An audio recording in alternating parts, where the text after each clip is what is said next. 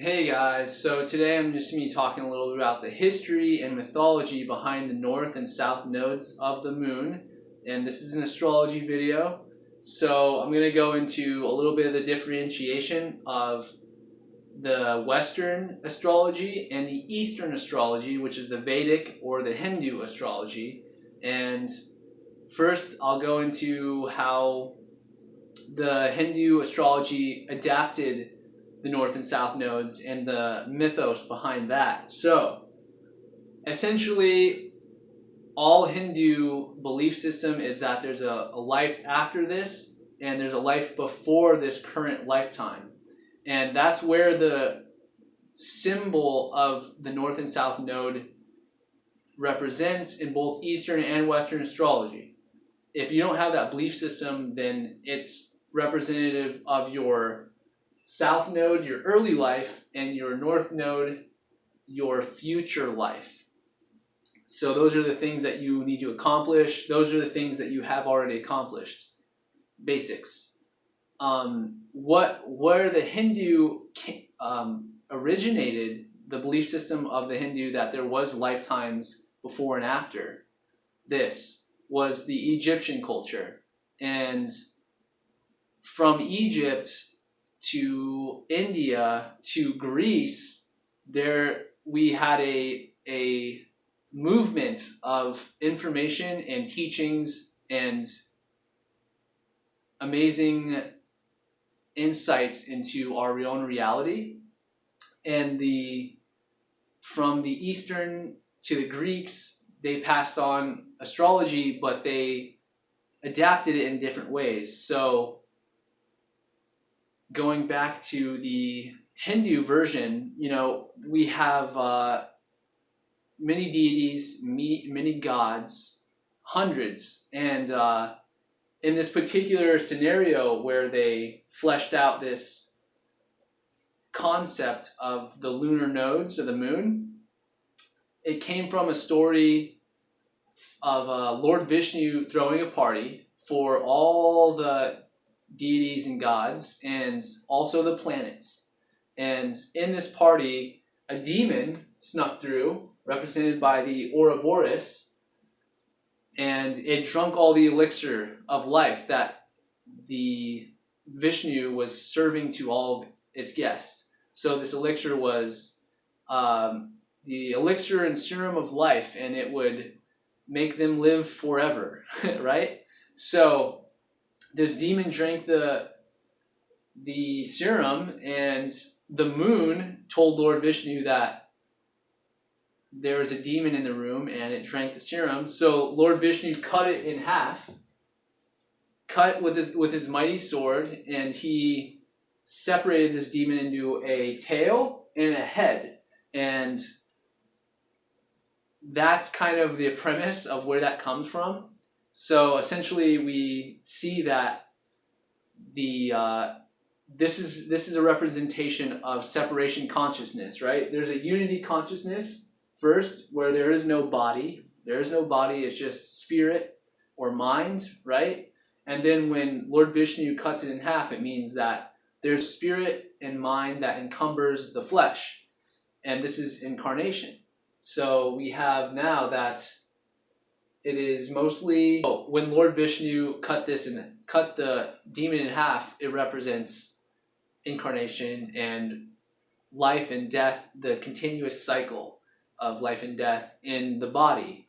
So from there, we see that they have the same meaning in Eastern and Western cultures, and they have the same ideas, but their relevance or their preference of the North or South node is completely opposite. So before I get into that, the meaning of it, that's going to be in the next video. For this video, I'm just talking about the history. So essentially, all astrology, whether it be Western or Eastern, is a process of alchemical doings. So, astrologers were alchemists. Alchemists were astrologers.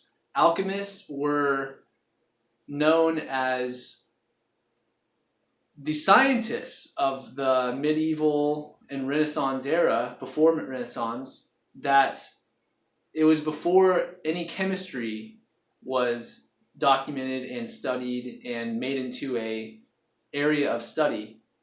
So alchemy was essentially chemistry before that, and what it represents on a spiritual level is the process of individuation. So the North in the Western culture represents individuation of the soul, right? It represents the growth and the process of encumbering all of the conscious power that it can. And the South Node represents that it's stuck and it's going to stay in that same continuous life and birth cycle of death and birth, you know? So that's very low consciousness cycle. So we want to become alchemists of our own soul and our own life, because then we can go towards the direction of where the North Node is in the chart, in your birth chart, and we can go towards that direction and find out where we need to grow as a soul and what we need to do in order to attain a higher level of awareness and consciousness, so we're not stuck in this diminished level of awareness in the human body. So going a little bit back into it, the Greeks saw it as a different view. You know, they used it in different applications. So the South Node represents comfort, it represents gifts, it represents those things that we come into this life with, or that we have attained in early childhood.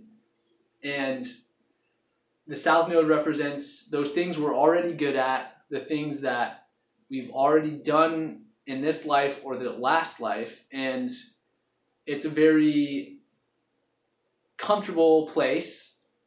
So people that are stuck in the South Node place are usually on a continuous unconscious cycle, right? And they don't know what they're doing in life or why they're doing it, and they're just kind of going through the motions a little bit.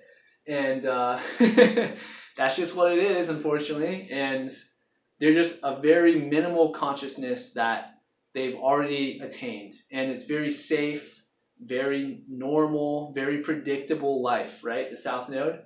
However, on the other hand, okay, before I get on the other hand, the Hindus believe that this was the attainment to transcend the human body, because that's their whole mission, is to not come back here to Earth, because it was such a hellish place, right?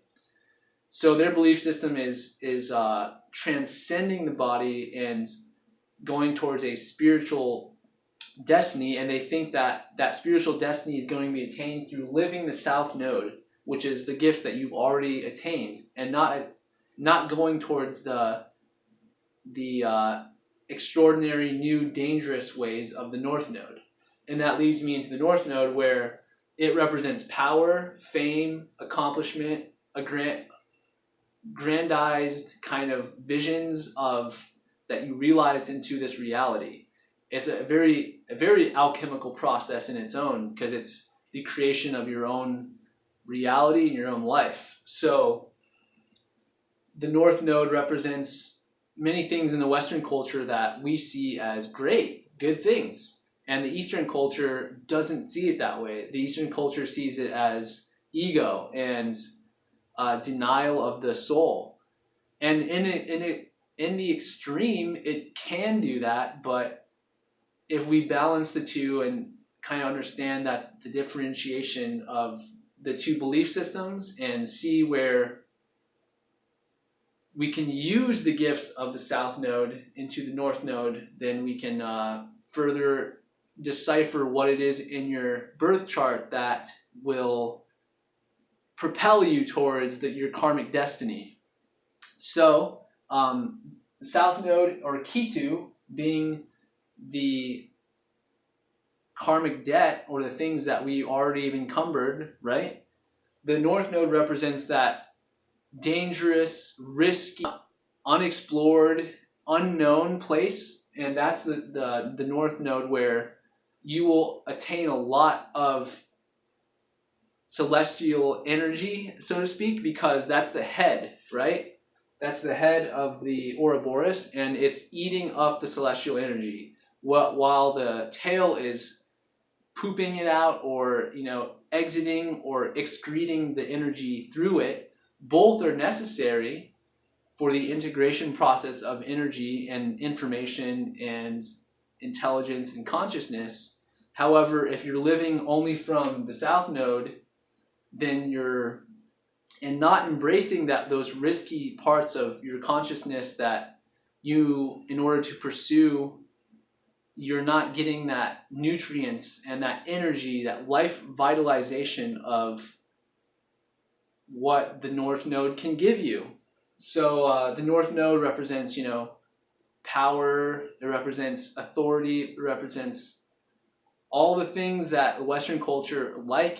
However, it's not that same. It's not the same for everybody, and it's going to look different ways for different people. But fundamentally, you're going to look and see the same thing across the board. People are going to be healthy. People are going to be very intelligent. People are going to be very accomplished. People are going to be self-sufficient. They're going to have this self-trust and power, inner power, that is unmatched, essentially, from the people that are embracing the north nodes of their moons, which they may or may not know about, depending on if they're into astrology. So they have two different meanings, and they have two different emphasis on which node is the better node to live by. So in Western astrology, of course, it's the North Node.